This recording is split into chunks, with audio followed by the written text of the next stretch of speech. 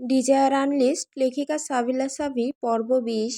Miss universe সংবর্ধনা অনুষ্ঠান শেষে জাভিয়ান আর তানভি ভিলা অ্যাসপেরেঞ্জার বিলাসবহুল ড্রয়িং রুমে ফিরল। জাভিয়ান সোজা পোশাক পরিবর্তনের জন্য প্রস্তুতি নিল। তার দামি ব্লেজারটি শব্দ করে সে বিছানার উপর ছুঁড়ে ফেলল। তানভি তখনও শান্ত হয়নি। ফাতিমা বোসের প্রতি জাভিয়ানের মনোযোগ এবং তাদের স্প্যানিশ ভাষার ফিসফিসানি তার সমস্ত ঈর্ষা ও রাগ জমাট করে রেখেছিল। সে সোফার গদিতে শক্ত করে হয়ে বসে রইল। তার চোখে মুখে তখন এক স্থবির ক্রোধ স্পষ্ট। জাভিয়ান টেবিলের সামনে গিয়ে এক গ্লাস পানি নিল। ব্লেজার খোলা থাকায় তার গলার ধীররেখা দৃশ্যমান। সে যখন পানি পান করছিল তখন কয়েক ফোঁটা জল গড়িয়ে তার অ্যাডামস অ্যাপেলের ওপর দিয়ে নেমে এলো। তানভি তখন অপলক দৃষ্টিতে সেই দৃশ্যের দিকে তাকিয়ে রইল।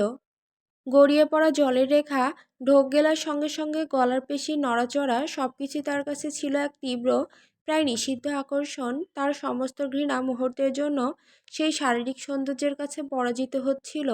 জাভেনের প্রতিটি ঢোক গেলার শব্দে তার হৃদস্পন্দন প্রায় অনিয়ন্ত্রিত হয়ে পড়ছিল। ঠিক তখনই জাভিয়ান হঠাৎ মাথা তুলল। তার তীক্ষ্ণ দৃষ্টিতে কৌতূহল আর স্পষ্ট চ্যালেঞ্জ ছিল, যা তানভীর চোখকে মুহূর্তের জন্য বন্দি করল। তার ঠোঁটে এক ধীর অর্থবহ হাসি ফুটে উঠল, যেন সে তানভীর সমস্ত গোপন ভাবনা পড়ে ফেলেছে। জাভিয়ানের কণ্ঠস্বরে শীতলতা, তাতে খানিকটা কৌতুক আর প্রশ্ন মিশিয়ে সে বলল, কি হলো, এভাবে হাঁ করে তাকিয়ে আছো কেন? ক্রোধ ও লজ্জার তীব্র সংঘাতে তানভীর সমস্ত শরীর জ্বলে উঠল। সেই মুহূর্তে সে দ্রুত নিজেকে সামনে নেওয়ার চেষ্টা করল। সে নিজের বিব্রত ভাব লুকাতে চোখের পাতা শক্ত করে আত্মবিশ্বাস নিয়ে জবাব দিল, ডাক্তাররা বলে অ্যাপেল খাওয়া হেলথের জন্য ভালো, হোক সেটা দোকানের অ্যাপেল অথবা কারো অ্যাডামস অ্যাপেল। তানভীর সেই সরাসরি এবং ধারালো জবাবে জাভিয়ানের দৃষ্টিতে ক্ষণিকের জন্য এক তীব্র আগ্রাসী ঝলক ফুটে উঠল। তার হাসি মুহূর্তে শিকারীর মতো হয়ে উঠল। সে পানির গ্লাসটি শব্দ করে রেখে দিল এবং দ্রুত তানভীর দিকে ঝুঁকে এলো। দুজনের মধ্যকার দূরত্ব প্রায় শূন্য হয়ে গেল। জাভিয়ানের উষ্ণ নিঃশ্বাস তানভীর মুখে পড়ছিল। জাভিয়ানের কণ্ঠস্বর মুহূর্তে গাঢ় হলো, তাতে মিশে রইল এক বিপজ্জনক ইঙ্গিত। ডাক্তাররা আর একটা কথাও বলে, মিল্ক খাও হেলথের জন্য ভালো, হোক সেটা গরুর কিংবা। পূর্ণবাক্য শেষ করার আগেই তানভি তীব্র ঘোরের মধ্যে নিজের হাত তুলে জাভিয়ানের মুখে চেপে ধরল। তার চোখ তখন বড় বড়, ভয় ও উত্তেজনায় কাঁপছে। জাভিয়ানের কথার ইঙ্গিত এতটাই স্পষ্ট ছিল যে তার শরীর শিহরিত হয়ে উঠল। তানভি প্রায় আর্তনাদ করে, রাগে ও লজ্জায় ফিসফিস করে বলল, আপনার মুখে কোনো ফিল্টার নেই, তাই না? তানভীর সেই ফিসফিসানি শেষ হতেই জাভিয়ান হাসল। তার চোখে তখনও সেই আগ্রাসী শিখা জ্বলছিল। সে আলতো করে তানভীর হাতটি মুখ থেকে সরিয়ে দিল। সেই স্পর্শ ছিল ক্ষণিকের, কিন্তু তা তানভীর শরীরে এক বিদ্যুৎ প্রবাহের মতো তীব্র জাগালো। জাভিয়ান আর কোনো কথা বলল না। সে দ্রুত পায়ে সেই রুম ছেড়ে ওয়াশরুমের দিকে চলে গেল, কারণ সেই মুহূর্তে নিজেকে সংযত করা তার জন্য জরুরি ছিল। জাভিয়ান চলে যাওয়ার পর তানভি হাঁপাতে হাঁপাতে সোফায় এলিয়ে পড়ল। তার হাত তখনও সেই স্থানে কাঁপছিল যেখানে জাভিয়ানের ত্বক স্পর্শ করছিল। তার মস্তিষ্ক সেই মুহূর্তের ঘোর থেকে মুক্ত হতে পারছিল না। তানভীর মন তখন ভেতর থেকে নিজেকে ধমক দিয়ে বলল, সি তানভি, তুই কি ভাবছিলি? কিন্তু এই শারীরিক আকর্ষণ সত্ত্বেও তার মন তাকে কঠিন বাস্তবতায় ফিরিয়ে আনলো। জাভিয়ানের চারপাশের জগৎ, আজকের অনুষ্ঠানের স্মৃতি, ফাতিমা এবং তার নিজের অবস্থান সবকিছু মাথায় এলো। তানভীর মন তখন তিক্ত হতাশায় ভুগল, এটা ভেবে যে চারপাশে ফাতিমার মতো অগণিত ধনী আর গ্ল্যামার্স মেয়েরা যখন জাভিয়ানের আশেপাশে ঘোরাফেরা করে, তখন এই সামান্য আকর্ষণ কিছুই নয়। তাদের তুলনায় আমি কে? সে কখনোই আমাকে স্ত্রী হিসেবে মন থেকে মানবে না। আমি তো কেবল তার স্বার্থের জন্য তার কাছে আসা একজন বাইরের লোকই থেকে যাব। এই নির্মম সত্য উপলব্ধি করে তানভীর সমস্ত উত্তেজনা নিভে গেল। তার মনে হলো জাভিয়ানের সাথে তার জীবনের দূরত্ব শুধুমাত্র শারীরিক নয়, তা শ্রেণীগত, সামাজিক এবং অনিবার্যভাবে স্থায়ী। এসব ভাবতে ভাবতেই অন্যমনস্কভাবে তানভি হাতে তুলে নিল টেবিলের ওপর রাখা জাভিয়ানের পান করা জলের গ্লাসটি। গ্লাসের নিচের অংশে তখনও অল্প জল ছিল। অচেতন মনেই সে গ্লাসটি ঠোঁটে ঠেকালো এবং জাভিয়ানের রেখে যাওয়া বাকি পানিটুকু পান করে নিল। যখন সে বুঝতে পারল যে সে ঠিক কী করেছে, জাভিয়ানের ঠোঁট স্পর্শ করা গ্লাসে সে মুখ দিয়েছে, তখন তার মনে অস্বীকারের বিপরীতে এক মৃদু কৌতুক জেগে উঠল।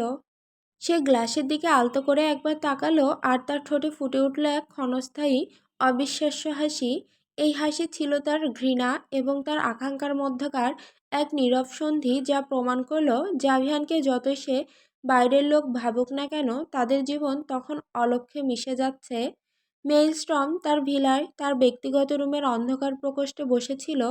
টেবিলের উপর ছড়ানো ছিল হিরোইন ও অন্যান্য মাদকদ্রব্য, যা সে নিজের ভেতরের অস্থিরতাকে প্রশমিত করার জন্য সেবন করছিল। ঘরের শীতল মেঝেতে কয়েকটি বিষাক্ত বিচ্ছু ঘুরে বেড়াচ্ছিল।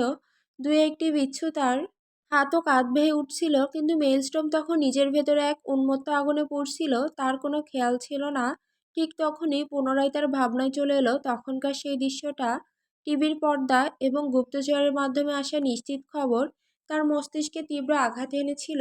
তানভি জাভিয়ানের কাছে, তাও আবার জাভিয়ানের স্ত্রী হিসাবে। এই খবর তার শিরায় শিরায় তীব্র বিষ ঢেলে দিয়েছিল। জাভিয়ান তার সবচেয়ে কাঙ্ক্ষিত বস্তুকে এভাবে নিজের দখলে রেখেছে, এই চিন্তা মেইলস্ট্রমের সমস্ত নিয়ন্ত্রণ কেড়ে নিল। সে যান পিস্তলটি হাতে তুলে নিয়েছিল। তার রাগ তখন তখন ধ্বংসাত্মক ঝড়ের রূপ নিয়েছিল। সে দরজা দিয়ে সবে বেরিয়ে যেতে উদ্যত হয়েছিল। ঠিক তখনই তার পথে বাধা হয়ে দাঁড়িয়েছিলেন তার মা ইসাবেলা। ইসাবেলা দরজার সামনে তার ইস্পাত কঠিন ব্যক্তিত্ব নিয়ে স্থিরভাবে দাঁড়িয়ে রইলেন। মেইলস্ট্রম, যেই পৃথিবীতে কারো কথা শোনার মতো মানুষ নয়, শুধুমাত্র তার মায়ের প্রতি গভীর ভালোবাসার কারণে থমকে গেল। এই পৃথিবীতে সে কেবল একজন মানুষের কাছে নত হতে জানে, সেটি তার মা। ইসাবেলা তখন মেইলস্ট্রমের চোখে চোখ রেখে শান্ত কিন্তু কঠোর কণ্ঠে বললেন, থামো, পিস্তল হাতে কোথায় যাচ্ছ? মেইলস্ট্রমের কণ্ঠস্বরে তীব্র আসক্তি ও হতাশা নিয়ে বলল, মম, ওই মেয়েটা যাকে আমি ভালোবাসি, যার প্রতি আমি পাগলের মতো আসক্ত, সেই মেয়েটা জাভিয়ানের কাছে। জাভিয়ান তাকে নিজের স্ত্রী হিসেবে তার পরিচয় দিচ্ছে। ইসাবেলা তখন ধৈর্য ধরে কর্তৃত্বের সুরে বললেন, তো তুমি কি এখন ওই বাড়িতে গিয়ে রক্তগঙ্গা বইয়ে দিবে? তুমি কি বাচ্চা? তোমার মতো একজন মাফিয়া লিডারের এমন আবেগপ্রবণ আচরণ মানায় না। ওই মেয়েটা তোমাকে চেনেও না। মেলস্ট্রম তখন হতাশার হাসি হেসে পিস্তল শক্ত করে ধরে বলল, চিনে না, সমস্যা নেই, আমার কাছে আসলে ও জানতে পারবে আমি ওর জন্য কতটা উন্মত্ত। ইসাবেল এবার তার ছেলের উন্মত্ত আবেগকে জাভিয়ানের রূঢ় যুক্তির মাধ্যমে আঘাত করলেন।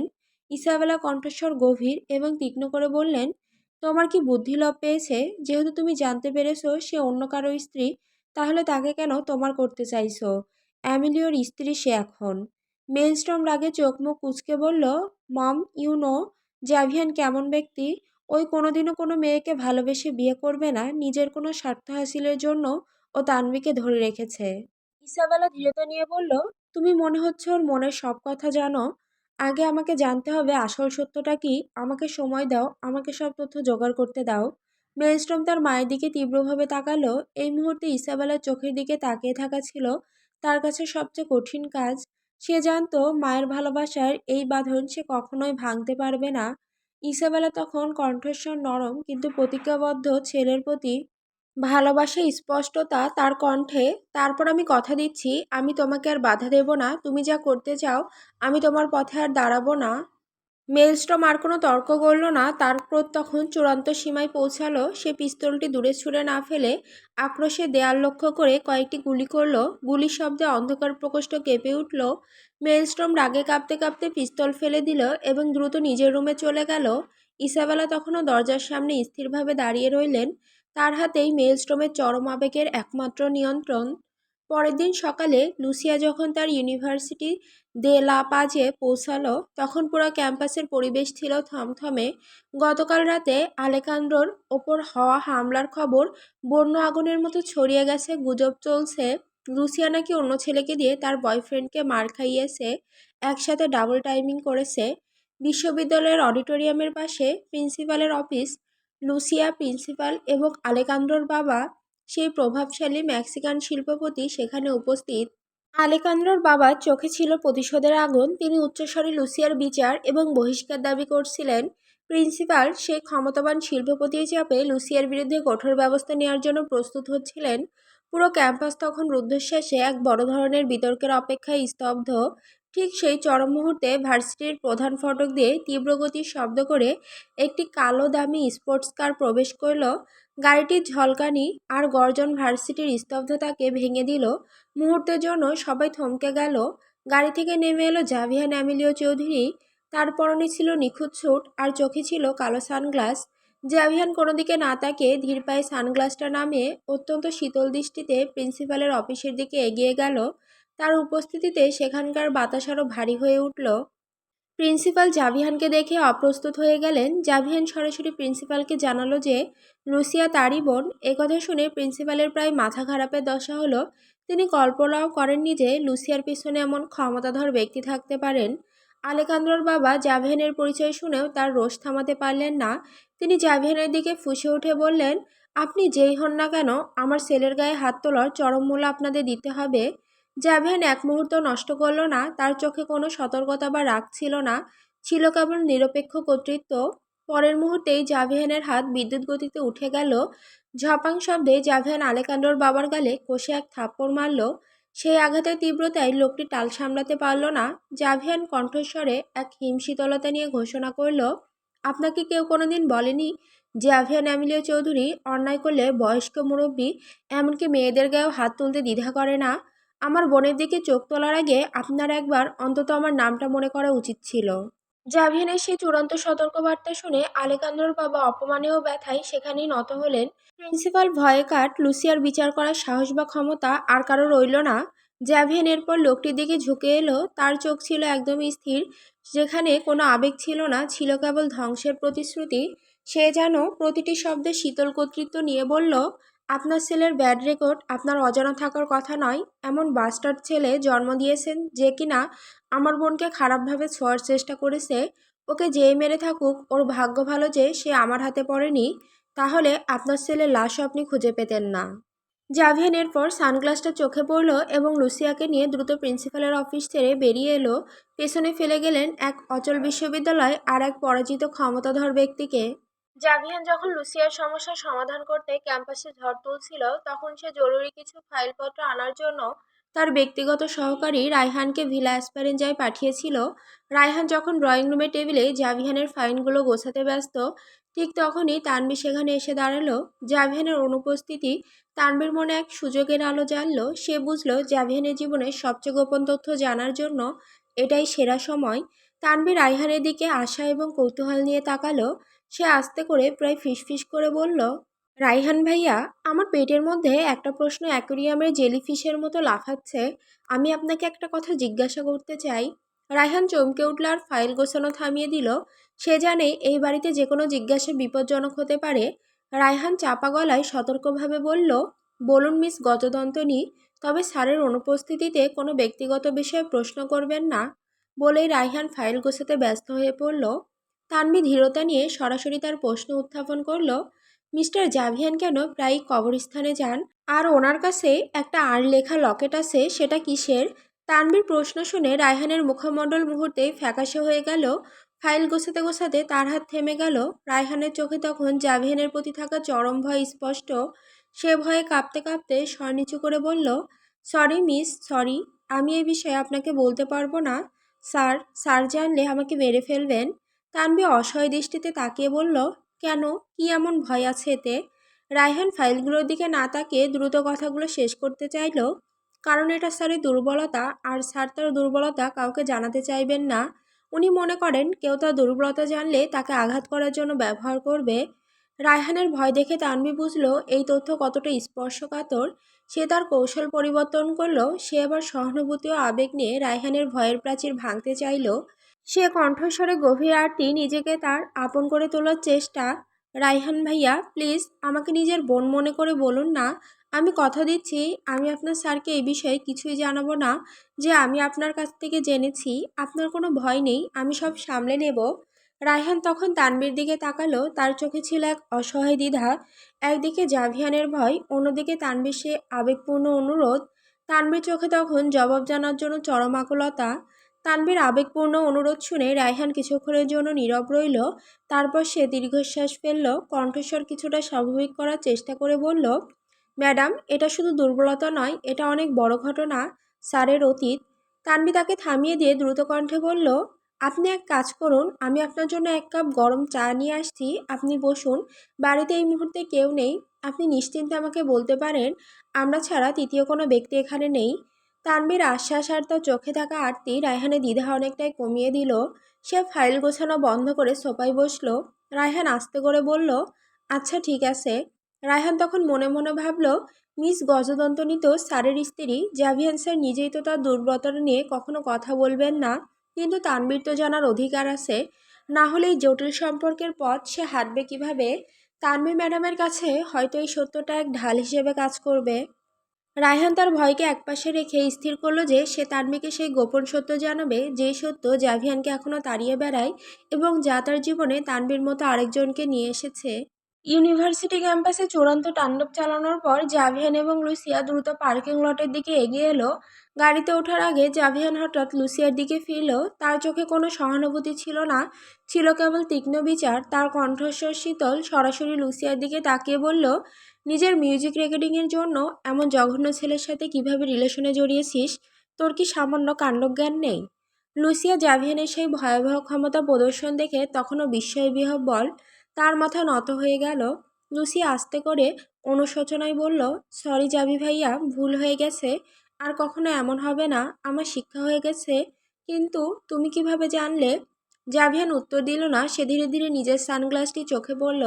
তার মুখ তখন শীতলতার এক মুখোশে ঢেকে গেল। তার কণ্ঠস্বরে চরম কর্তৃত্ব। এই শহরের এমন কোনো ঘটনা নেই যেটা জাভিয়ান অ্যামিলিও চৌধুরী জানে না। এই বলেই সে গাড়ির দিকে হাঁটা ধরল।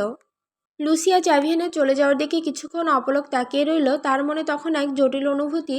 সে মনে মনে ভাবল, আমি ভেবেছিলাম জাভি ব্রো, সে হয়তো আমার প্রতি নিষ্ঠুর। সেদিন সে ফারহানকে আমায় মেরে ফেলতে বলেছিল, কিন্তু আজকে মনে হচ্ছে সে ততটাও নিষ্ঠুর নয়। সে শুধু নিজের লোকেদের রক্ষা করতে জানে।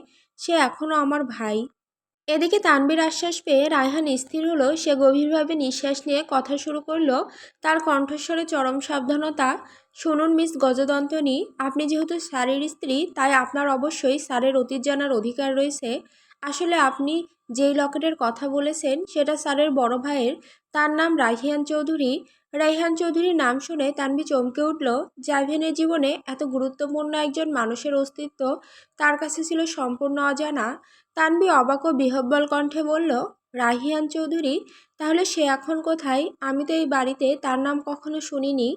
রায়হানের চোখে তখন শোকের ছায়া। সে মাথা নামিয়ে শান্ত কিন্তু ভারী কণ্ঠে বলল, তিনি আর এখন নেই, এই পৃথিবী থেকে বহুদূরে চলে গেছেন। কথাটি শুনে তানবীর মাথায় যেন আকাশ ভেঙে পড়ল। নীরবতার পর তার চোখ বিস্ফোরিত হলো। সে আস্তে করে প্রায় ফিসফিস করে বলল, তার মানে? তার মানে জাভিয়ান চৌধুরী সেই রাহিয়ান ভাইয়ার কবরেই যায়? রায়হান দীর্ঘশ্বাস ফেলে জবাব দিল, হ্যাঁ। তানবীর মনে তখন কেবল আরও প্রশ্ন, কেন এই বাড়িতে সবকিছু এত গোপন?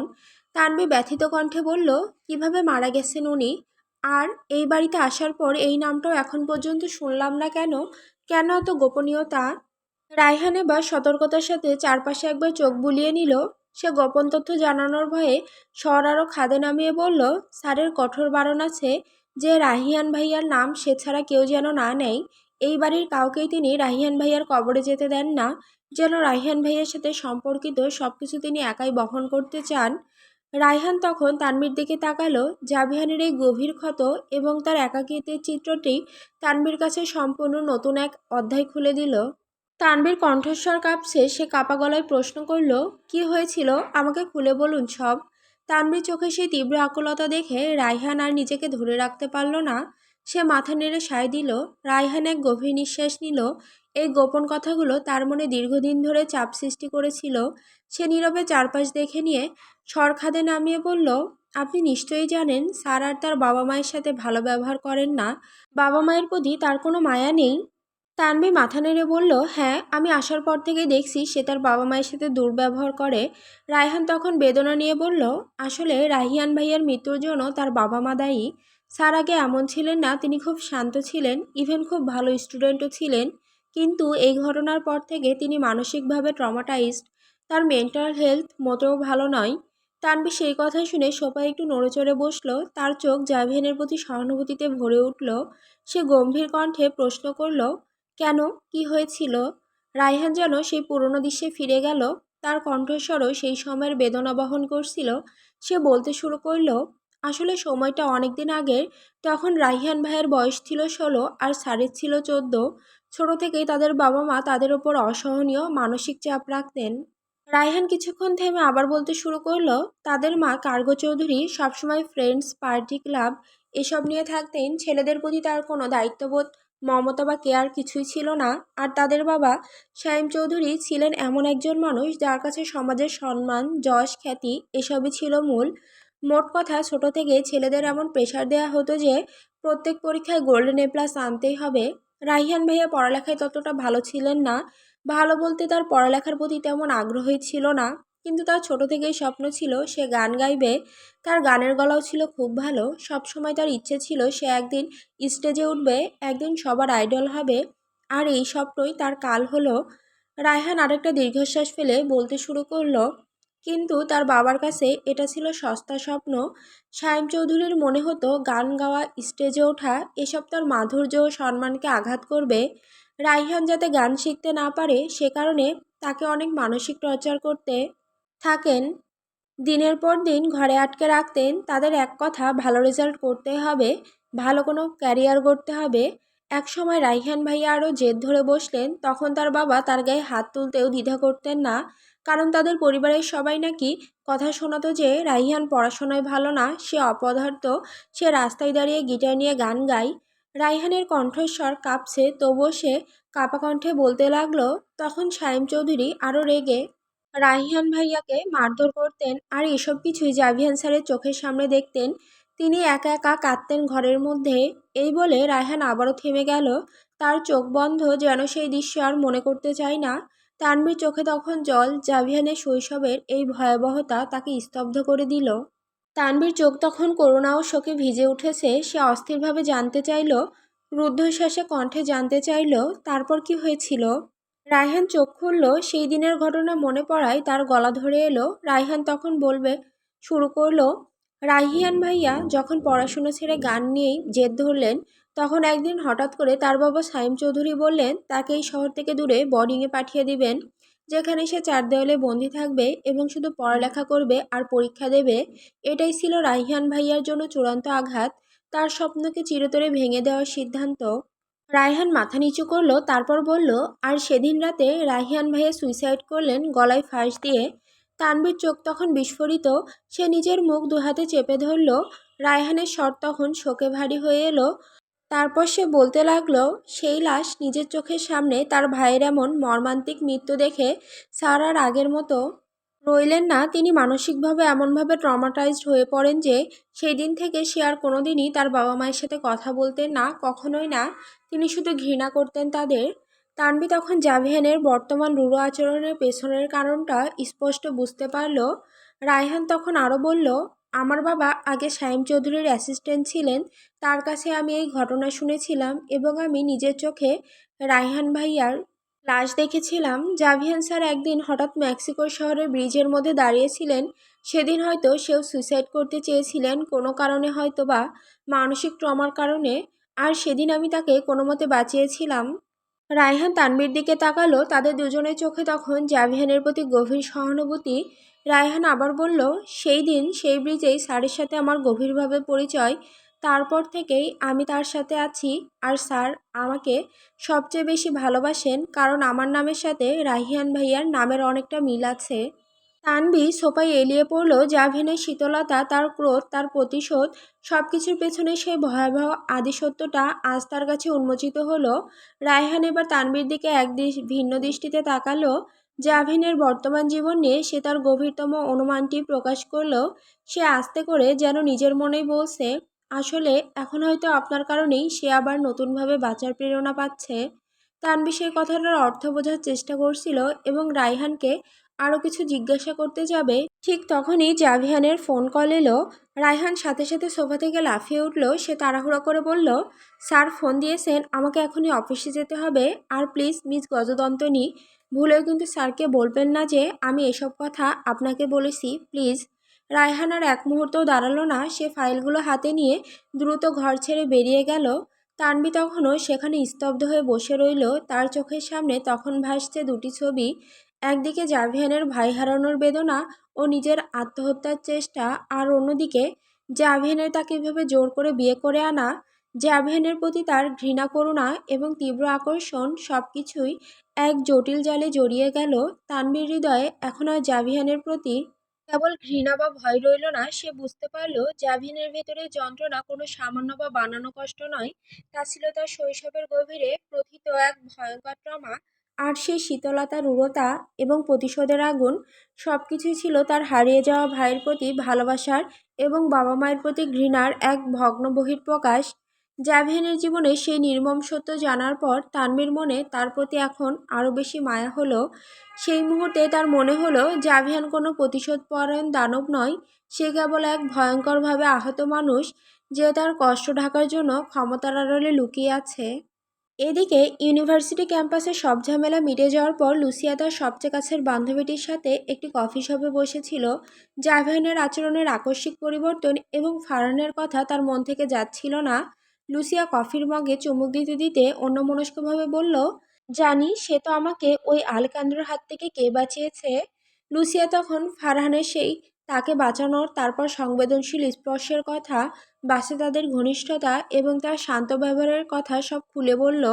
লুসিয়ার বান্ধবী কৌতুক ভরা চোখে তাকিয়ে বলল, ওয়েট ওয়েট ওয়েট, তুই কি কোনোভাবে ক্রাশ খেয়েছিস নাকি? তোর মতো একটা মেয়ে যে কাউকে পাত্তা দিস না, সে একজন সাধারণ ছেলের জন্য এত ভাবছিস? লুসিয়ার সঙ্গে সঙ্গে নিজেকে সামলে নিল। সে আকাশের দিকে তাকিয়ে দ্বিধাগ্রস্ত কণ্ঠে বলল, ক্রাশ নাকি তা জানি না, কিন্তু ওর সাথে কিভাবে আবার দেখা হবে সেটা ভাবছি। ফারহান একটু অন্যরকম। লুসিয়ার বান্ধবী তার মনের অবস্থা বুঝে মুচকি হাসলো এবং একটি বুদ্ধি দিল।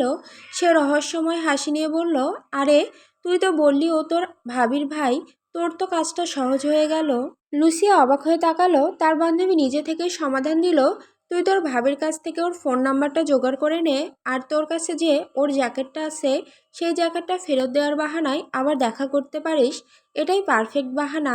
লুসিয়া এই সহজ কিন্তু চতুর বুদ্ধি শুনে উৎসাহিত হয়ে উঠল।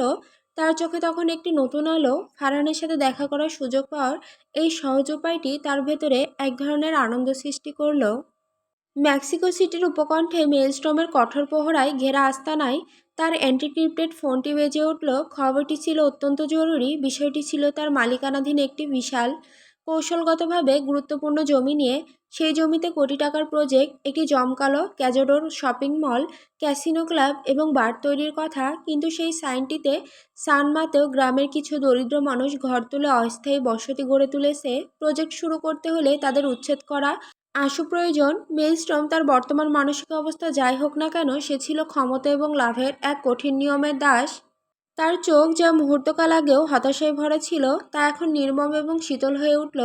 দরিদ্র মানুষের জীবনের প্রয়োজন নয়, বরং তার সামনে তখন কেবলই সেই কোটি টাকার প্রকল্পের পথে আসা বাধা। ব্যক্তিগত ক্ষোভ মুছে গেল, তার জায়গায় এলো অপরাধ জগতের শীতল হিসেব।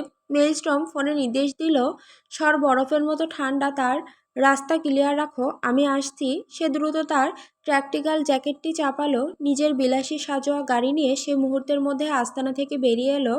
সান মাতেও গ্রামে সেই বসতির দিকে তীব্র গতিতে ছুটে চলল, যেন তার পথে দাঁড়ানো সেই নিরীহ জীবনগুলোকে পদদলিত করাই এখন তার একমাত্র লক্ষ্য। মেলস্ট্রম যখন সান মাতেও গ্রামে সেই জমিতে তার বিলাসী গাড়ি থেকে নামলো, তখন চারপাশের বাতাসে আতঙ্ক ছড়িয়ে পড়ল। তার চারপাশে তখন তার সশস্ত্র লোকেরা পাহারায়। মেলস্ট্রম তার কালো রূঢ় দৃষ্টিতে বস্তির ছোট ঘরগুলোর দিকে তাকালো। তার কণ্ঠস্বরে কোনো দয়া নেই, সবাই ঘরবাড়ি ছেড়ে বেরিয়ে যাও, এই জমি এখন আমার। দরিদ্র মানুষগুলো তখন ভয়ে কাঁপতে কাঁপতে তার সামনে এসে মিনতি করতে লাগলো। গ্রামবাসী হাত জোড় করে বলতে লাগলো, স্যার আমরা গরিব মানুষ, আমাদের জন্য অন্য কোথাও যাওয়ার জায়গা নেই, দয়া করুন। ঠিক তখনই ভিড়ের মধ্য থেকে সেই জমির আসল মালিক অসিত সরকার, অসহায় ধনী লোক, এগিয়ে এলেন। তিনি সাহস করে মেলস্ট্রমের সামনে দাঁড়ালেন। তার কণ্ঠস্বরে ক্ষীণধীরতা নিয়ে বললেন, এই জমির দলিল আমার নামে, আর আমি এসব অসহায় গরিব মানুষকে এখানে থাকতে দিয়েছি। মেলস্ট্রম শুষ্ক হাসি হেসে বলল, আমি জানি, সেই জন্যই আমি পেপার এনেছি, সাইন করে দিলেই সব মিটে যায়। অসিত সরকার প্রতিজ্ঞা করে বললেন, মরে গেলেও আমি এই মানুষদের এখান থেকে উচ্ছেদ করতে সাইন করব না।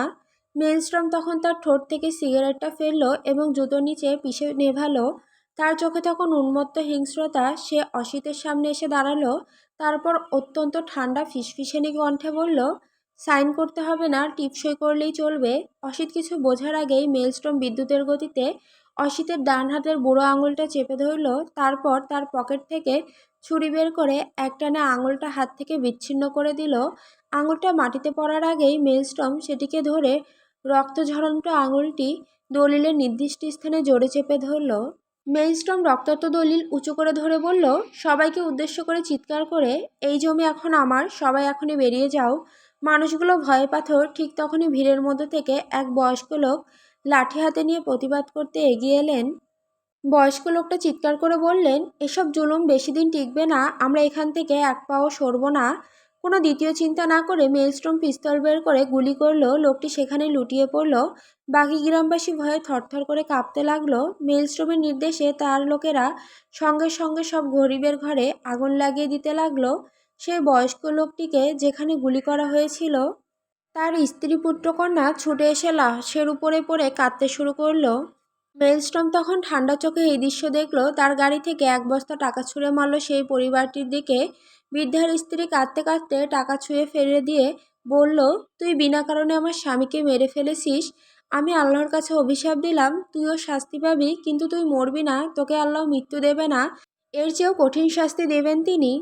আমার স্বামীর মতোই তোর চোখের সামনে তোর সবচেয়ে প্রিয়, সবচেয়ে কাছের কেউ মরবে, আর তুই তাকে সেদিন বাঁচাতে পারবি না। মেইলস্টর্ম সেই অভিশাপ শুনে কেবল শয়তানের মতো হাসল। সেই হাসি ছিল তার ভয়হীনতা ও অহংকারের প্রতীক। সে আর এক মুহূর্তেও না দাঁড়িয়ে ধোঁয়া ও কান্নার শব্দ পেছনে ফেলে গাড়ির দিকে এগিয়ে গেল।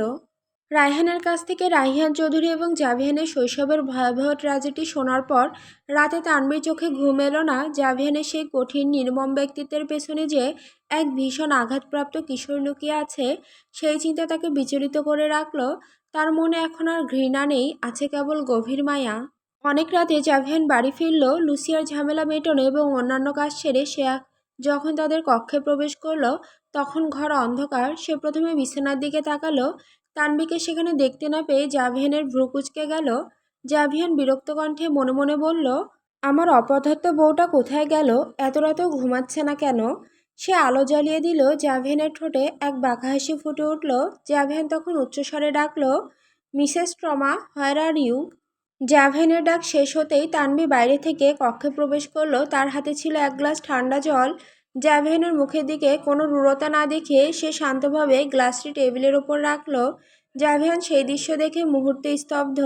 সে এক গ্লাস জলের দিকে তাকালো, তারপর তানভীর দিকে। জাভিয়ান বুঝতে পারল না সে স্বপ্ন দেখছে নাকি বাস্তব। এটা সেই তানভীর যে সবসময় তাকে উপেক্ষা করে, সেই তার জন্য পানি নিয়ে এসেছে।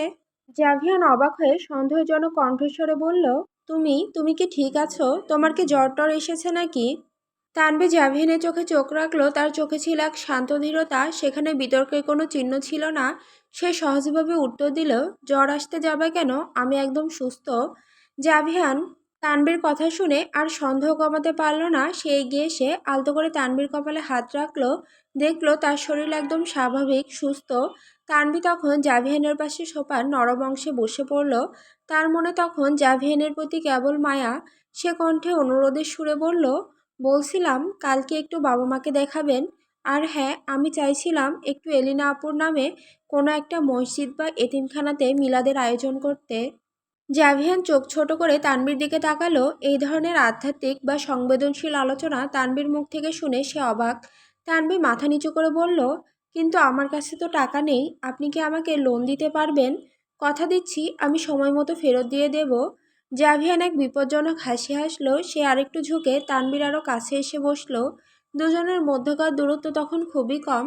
সে কণ্ঠস্বর গভীর করে খেলার ছলে বলল, ব্যাংক থেকে লোন নিতে হলে কিছু না কিছু বন্ধক রাখতে হয়, তুমি কি রাখবে আমার কাছে? তানভীর মুখ হতাশায় ভরে উঠল। সে তার পরিস্থিতি ভালো করেই জানে। সে অসহায়ভাবে বলল, আমার নিজস্ব কোনো অলংকার নেই যে আমি বন্ধক রাখব। যা আছে আলমারিতে সব তো আপনার মায়ের দেওয়া, ওগুলো আপনারই। জাভিয়ান ঠোঁটের কোণে হাসি নিয়ে বলল, আমি এসব কিছু বন্ধক নিব না। তানভীর বিভ্রান্ত হয়ে জানতে চাইল, তাহলে কি নিবেন? জাভিয়ান উত্তর দেওয়ার আগে আরও খানিকটা ঝুঁকে এলো। তার দৃষ্টি তখন তানভীর ঠোঁটে স্থির। সে ঠোঁট জোড়ার দিকে ইশারা করল। জাভিয়ান দম বন্ধ করে দেওয়ার মতো ফিসফিসানে কণ্ঠে বলল, এটা। তানভি সে ইঙ্গিত বুঝতে পেরে চোখ বড় বড় করে উঠল। তার মুখ লজ্জায় লাল হয়ে গেল। সে প্রায় আর্তনাদ করে বলে উঠল, মোটেও না। জাভিয়ান তার অসহায়ত্ব দেখে আরো মজা পেল। সে চোখে প্ররোচনা নিয়ে শান্তভাবে বলল, ভেবে দেখো, শুধুমাত্র একটা কিস আর অনেক টাকা লোন পাবে। জাভিয়ানের শেষ কথা শুনে তানভি নিজেকে সামলে নিল। তার মুখ লজ্জায় লাল, কিন্তু কণ্ঠে তীব্র প্রতিবাদ। সে ক্ষোভে ও রাগে বলল, সেই আপনার কি ধারণা আমি টাকার জন্য আমার বডি সেল করব? জাভিয়ান সেই কথা শুনে হেসে উঠল। সে তার মাথা নেড়ে সংশোধনী দিল। জাভিয়ান তখন কৌতুক ও প্ররোচনা কণ্ঠ মিশিয়ে বলল, শরীর পর্যন্ত তো যাওয়ার কথা হয়নি, আমি কেবল তোমার ঠোঁটের মূল্য চাইছিলাম। তানভি তখন জাভিয়ানের দিকে ভালো করে তাকালো। তার সমস্ত রাগ যেন মুহূর্তের জন্য সেই শারীরিক আকর্ষণের কাছে থমকে গেল। জাভিয়ানের ঠোঁট সত্যি আকর্ষণীয়, একেবারে স্ট্রবেরির মতোই তাজা। তার ঠোঁটের আকৃতি ছিল একদম লাভ শেপের। ঠোঁটের ডান পাশে ছিল একটি ছোট্ট তিল, যা তার চেহারার এক বিশেষ আকর্ষণ যোগ করেছে। তানভীর চোখ স্থির হলো জাভিয়ানের নাকের দিকে। তার নাকের বাম পাশে ছিল মিডিয়াম সাইজের একটা তিল। এরপর সে মাথাটা একটু ঘুরিয়ে তার কান বরাবর তাকালো। কানের নিচেও একটি তিল। তানভি তখন বিস্ময় ও কৌতুক মিশিয়ে বলল, আপনার শরীরে এত তিল? আপনি কি তিলের বংশধর নাকি? জাভিয়ান এই অপ্রত্যাশিত কৌতুক শুনে সামান্য হাসল। সে তানভীর মনোযোগ ঘোরানোর চেষ্টাতে বুঝতে পারল, তাই সে আলতো করে বলল, যেটা খুশি ভাবো, তার আগে বলো লোন চাও নাকি না। জ্যাভিনের শেষ কথায় তানভি আর কোনো উত্তর দিল না। সে নিজেকে সামলাতে না পেরে উল্টো দিকে ঘুরে দাঁড়িয়ে রইল। তার সেই নীরবতা ছিল জাভিয়ানের জন্য যথেষ্ট সংকেত। জাভিয়ান তখন বসা থেকে উঠে এলো। তার পদশব্দে তানভি কেঁপে উঠল। জাভিয়ান তার কানের পাশে মুখ নিয়ে অত্যন্ত গাঢ় কণ্ঠে ফিসফিস করে বলল, নীরবতা সম্মতির লক্ষণ, তাহলে আমি ধরে নিচ্ছি। তানভি সেই উষ্ণ নিঃশ্বাসে কেঁপে উঠল। জাভিয়ান তখন বুঝল তানভির ভেতরে সম্মতি আছে। সে তাকে পেছন দিক থেকে জড়িয়ে ধরল। তার কানের কাছে ফিসফিস করে চরম প্ররোচনা নিয়ে বলল, যদি চুমু খেতে খেতে আমার হাত অন্য কোথাও চলে যায়, তুমি কি মাইন্ড করবে? তানভি সেই কথায় চূড়ান্তভাবে অপমানিত বোধ করল। সে এক ঝটকায় নিজেকে ছাড়িয়ে নিল। সে চিৎকার করে বলল, অসভ্য লোক। সে ছুটে যাচ্ছিল, কিন্তু জাভিয়ান তার হাত চেপে ধরে ফেলল। জাভিয়ান স্বর নরম করে কিন্তু কর্তৃত্ব ধরে বলল, ওকে, আমার হাত কোথাও যাবে না, আমি কন্ট্রোল করে রাখবো। এই বলে জাভিয়ান একটানে তানভিকে নিজের দিকে ঘুরিয়ে নিল। 190 সেন্টিমিটার উচ্চতার জাভিয়ানের বুকের কাছে এসে পড়ল তানভি। জাভিয়ানের দিকে তাকাতে হলে তাকে ঘাড় এবং চোখ দুটোই উপরে তুলতে হয়, কিন্তু এই মুহূর্তে তানভি লজ্জায় মাথা নিচু করে রাখল। জাভিয়ান বাঁকা হাসি নিয়ে জিজ্ঞেস করলো, বা তুমি আবার লজ্জাও পেতে জানো? তানভীর আগে মাথা তুলে তাকালো। সে কণ্ঠে ক্রোধ নিয়ে বলল, আমাকে কি আপনার মতো নির্লজ্জ মনে হয়? জাভিয়ান তখন বাঁকা হাসলো। সে তার বাঁ হাতটি বাড়িয়ে তানভীর গলাটি আলতোভাবে চেপে ধরল, যা ছিল শাসন ও আকর্ষণের এক মিশ্রণ। তার হাতের 2 নম্বর আঙুলটা তানভীর কানের কাছে আলতো করে ছুঁয়ে দিল। ধীরে ধীরে জাভিয়ান তার মুখ তানভীর ঠোঁটের দিকে এগিয়ে আনলো। হঠাৎ করেই জাভিয়ানের পকেটে রাখা ফোন বেজে উঠল। তানভি কেঁপে উঠল। তানভি শ্বাসরুদ্ধ কণ্ঠে বলল, আপনার ফোন এসেছে। জাভিয়ান চোখ না সরিয়ে ঠান্ডা গলায় বলল, ফরগেট ইট। জাভিয়ানের ঠোঁটের সাথে তানভির ঠোঁট স্পর্শ করার ঠিক আগেই ফোনটি আবার বেজে উঠল। জাভিয়ানের চোখ তখন ক্রোধে জ্বলে উঠল। তার সেই মুহূর্তের ঘোর কেটে যাওয়ায় সে চূড়ান্তভাবে বিরক্ত হলো। সে এক হাতে পকেট থেকে ফোন বের করলো এবং শক্তিশালী হাতে সেটা ফ্লোরে ছুঁড়ে মারল। তীব্র শব্দে ফোনটি ভেঙে গেল। জাভিয়ান আবার তানভীর দিকে ঝুঁকল। তাদের দুজনের ঠোঁটের মধ্যে তখন আর কোনো বাধা ছিল না। জাভিয়ান আর অপেক্ষা করল না। ফোন ছুঁড়ে ফেলার পর যেটুকু নীরবতা ছিল তা ভেঙে গেল। সে এবার তানভীর অধর সম্পূর্ণভাবে নিজের অধরের আয়ত্ত নিয়ে নিল। স্পর্শের তীব্রতায় তানভীর সারা শরীর অবশ হয়ে গেল। তার মনে হলো সেদিনের মতোই হয়তো সে অজ্ঞান হয়ে যাবে। তার বুক জোরে জোরে উঠানামা করতে লাগলো। হৃৎপিণ্ডের গতি এতটাই বেড়ে গেল যে মনে হলো এই বুঝি হার্ট অ্যাটাক হয়ে যাবে। জাভিয়ানের এক হাত ছিল তানভীর কোমরে, যা তাকে শক্ত করে নিজের দিকে টেনে রেখেছিল। অন্য হাতটি তখনও তানভীর গলায়, যা ছিল চরম কর্তৃত্বের প্রতীক। তানভী সেদিনের মতোই নিজের ঠোঁট খুলে না রেখে শক্ত করে বন্ধ করে রেখেছিল। জাভিয়ান সেই বাধাকে উপেক্ষা করল না। সে গলায় রাখা হাতে ধীরে ধীরে জোরে চাপ দিতেই তানভীর ঠোঁট সামান্য ফাঁক হয়ে গেল। আর ঠিক সেই মুহূর্তেই জাভিয়ান আবারও সেই ঠোঁট নিজের অধরের গভীরতায় নিয়ে নিল। তানভি তখন তার সমস্ত প্রতিরোধ হারিয়ে ফেলেছে। সে জাভিয়ানের কোমরের কাছে শার্টের 2 পাশ খামচে ধরে রাখল। তার সমস্ত ভার সে জাভিয়ানের ওপরই ছেড়ে দিয়েছে। জাভিয়ান তখন তীক্ষ্ণ যন্ত্রণা নিয়ে নিজেকে সংযম করে রাখছিল। তার প্রবল ইচ্ছে হচ্ছিল কোমরে থাকা হাতটিকে তুলে নিয়ে তানভীর সারা শরীরে স্পর্শ করতে, কিন্তু সে তার দেওয়া প্রতিজ্ঞা হাত অন্যত্র যাবে না ভেঙে দিতে পারল না। জাভিয়ার নিজের ইচ্ছাকে নির্মমভাবে নিয়ন্ত্রণ করে কেবল তানভীর ঠোঁটেই নিজেকে স্থির রাখল। জাভিয়ান তার সমস্ত শক্তি দিয়ে নিজেকে নিয়ন্ত্রণ করার প্রচেষ্টায় ব্যর্থ হলো। সেই সংযমের বাঁধন ভেঙে যাওয়ায় তার ভেতরের ক্রোধ আর আকর্ষণ এক হিংস্র রূপে বেরিয়ে এলো। সে তানভীর নিচের ঠোঁটে জোরে কামড় বসিয়ে দিল। তীব্র ব্যথায় তানভীর আর্তনাদ করে উঠল এবং নিজেকে ছাড়িয়ে নিতে চাইল। সে জাভিয়ানের চওড়া বুকে ধাক্কা দিল, কিন্তু তাতে কোনো লাভ হলো না। জাভিয়ান তখন আরও আগ্রাসী হলো। সে তানভীর দুটি হাত ধরে এক হাতের মুঠোয় শক্ত করে রাখলো, অন্য হাতটি দিয়ে তানভীর চুল মুঠো করে ধরে সেই চুম্বনকে আরও হিংস্র ও আগ্রাসী করে তুলল। এই মুহূর্তে তানভীর ঠোঁট জ্বালা করছিল, নিঃশ্বাস বন্ধ হয়ে আসছিল। জাভিয়ানের সেই নির্দয় চাপ এবং ব্যথা সহ্য করতে না পেরে তার চোখ দিয়ে উষ্ণ জল গড়িয়ে পড়ল। এই চুম্বন ছিল না কোনো প্রেমের বহিঃপ্রকাশ, এ ছিল জাভিয়ানের নিজের ভেতরের যন্ত্রণার এক শক্তিধর প্রকাশ।